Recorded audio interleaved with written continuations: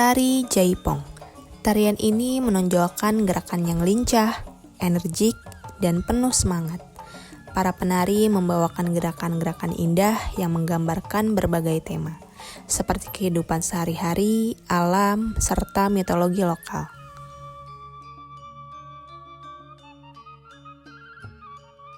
Dari Sanggar mana, Kak? Dari Sanggar Kita Pramusta.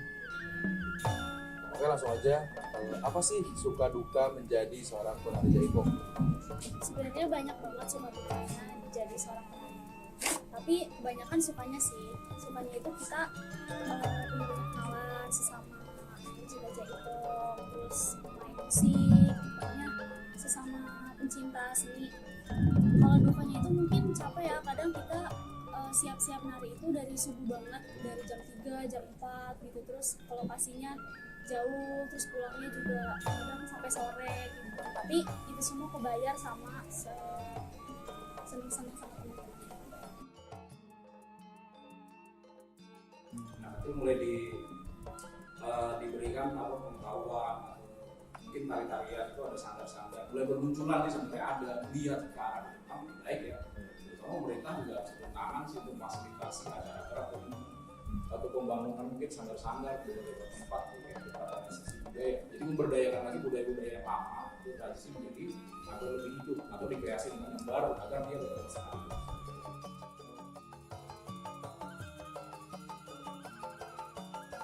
Ini mulai jaipong itu yang lebih ngaco buat bekal lo adalah gua kalau suka ketika jaipong udah gaya tari kayak Thailand sekarang udah gitu.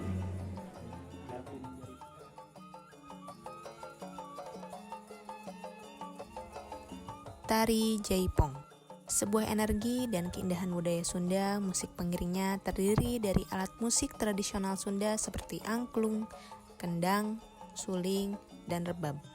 Ritme dan melodinya yang kuat menghasilkan suasana yang penuh semangat dan menggugah jiwa. Dosen Universitas Pakuan Jatinugroho mengemukakan pendapatnya bahwa perlu ada revitalisasi budaya agar seni tari tradisional dapat terjaga kelestariannya di era globalisasi saat ini. Sebenarnya tarian jaipong ini adalah sebuah tarian kreasi. Jadi kurang lebih tahun 1974-75 ada budayawan dari Bandung dan Karawang membentuk kreasi baru. Jadi kalau kreasi lama kan tari-tarian lama itu banyak pakem yang nggak boleh dilanggar. Tapi kalau yang jaipong ini versi yang tradisi dikombin dengan gerakan silat. Talapilu, gerakan silat, tradisi, jadi lebih energik ya. Jadi salah satu upaya revitalisasi tari dari beberapa maestro seniman tari ya, seperti Gudung Bukira dan Haji Suwanda itu dari Bandung sama Karawang. Pelestarian tari jaipong tidak hanya terletak pada pengulangan gerakannya yang khas, tapi juga pada kemampuannya untuk terus bertransformasi dan tetap relevan di era kontemporer. Dengan pendekatan ini, tari jaipong akan tetap hidup sebagai ekspresi seni yang dinamis dan menginspirasi. Salah satu upaya revitalisasi budaya yang perlu dilakukan menurut Jatinugroho adalah dengan menggabungkan seni tari tradisional dengan unsur kebudayaan lain agar cocok dengan generasi milenial dan Gen Z saat ini.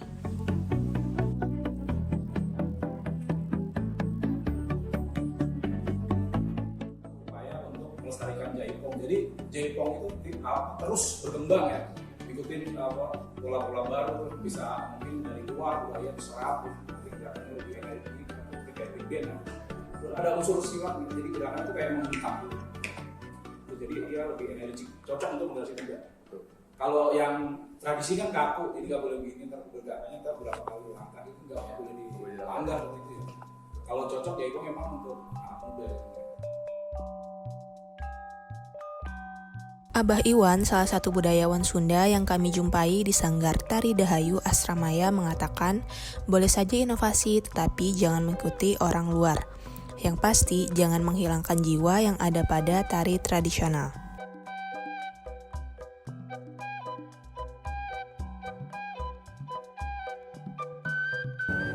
Bahwa budaya itu bukan dipelihara tapi dilestarikan. Nah setelah dilestarikan yang disebutnya packaging. Packaging ada mau dijual kemana? Hasil karya.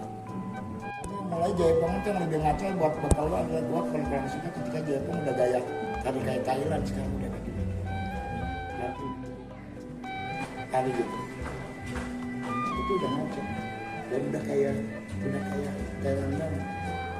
Itu udah Jaipong sekarang. Boleh. Tapi jangan ngikut orang lain.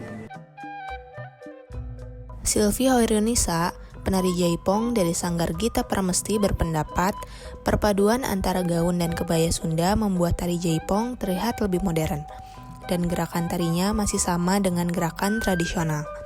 Hayu rencang-rencang urang lestarikeun kabudayaan Sunda khususna tari Jaipong. Kusabab lamun lain urang anu ngalestarikeun saha deui.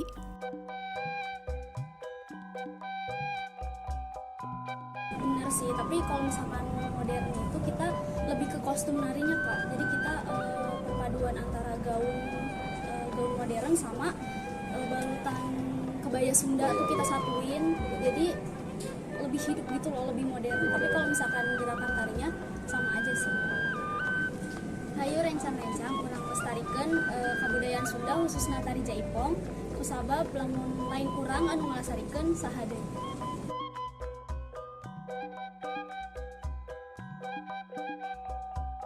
Lainnya, Erlangga dan Andang dari Sanggar Tari Dahayu Asramaya berharap tari Jaipong terus dilestarikan.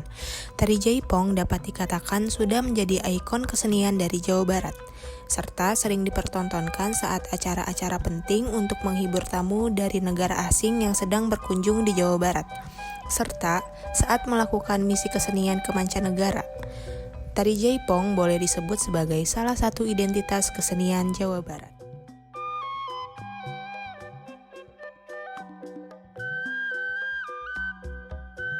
Itu bukan Jaipongan, karena awalnya ketuk tilu ya, jadi adalah pengunjung yang menciptakan atau yang mendeklarasikan Jaipongan. Jadi untuk tadi definisi Jaipongan untuk rakyat ya, masyarakat, jadi supaya mengenal seni budaya gitu ya. Jadi tidak kalah dengan seni yang lain dari luar negeri. Ya, jadi kita tetap alhamdulillah sampai detik ini pun masyarakat atau anak-anak ya kebanyakan mencintai kesenian Jaipongan.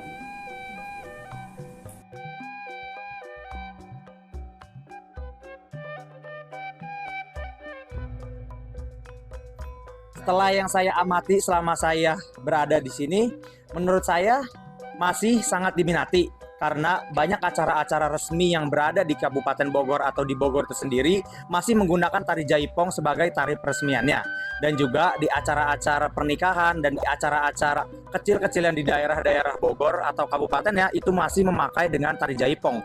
Mungkin dengan perkembangan zaman sekarang dengan era digital mungkin memang terlihat kurang diminati, namun pada kenyataannya masih cukup layak dan cukup dipakai oleh banyak masyarakat.